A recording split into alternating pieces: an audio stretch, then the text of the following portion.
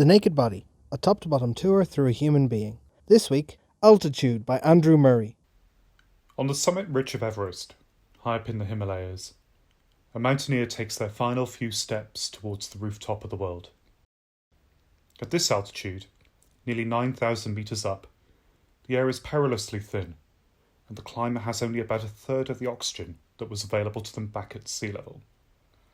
This, then, is an extreme physiological challenge that calls on the lungs, heart and circulation to ensure that sufficient oxygen gets to the muscles, but also to the brain and other vital organs.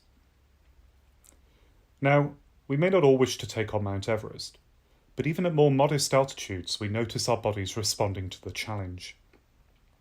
Within minutes of arriving at an altitude over 2,000 metres, perhaps on a ski trip, you might notice that your heart rate has quickened. At this altitude, the hemoglobin molecules carried within your red blood cells pick up less oxygen as they pass through your lungs.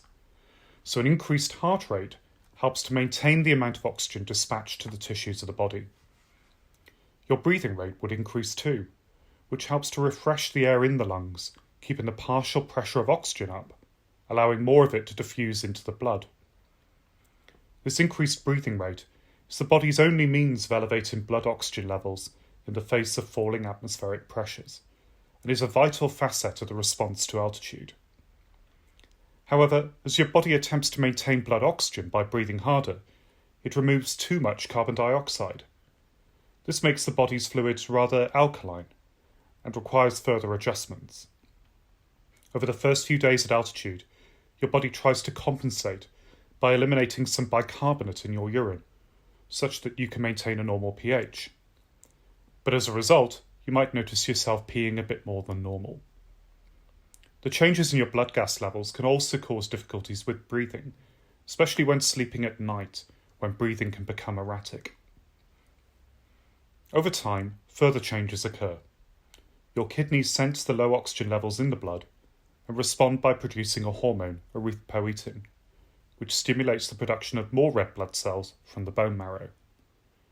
This increases the capacity of blood to carry oxygen and offsets the fall in hemoglobin oxygen saturation. Whilst acclimatization can help to maintain blood oxygen, there are serious risks at altitude that can become life-threatening. At very high altitudes, disrupted blood flow to the lungs can lead to fluid retention, known as high-altitude pulmonary edema, whilst a similar swelling of the brain, known as high-altitude cerebral edema, can also occur. Climbers should be well versed in the warning signs of these conditions: slurred speech, lack of coordination, and loss of consciousness in extreme cases. Whilst there are drugs that can help, the best medication for either condition? Descend, descend, descend.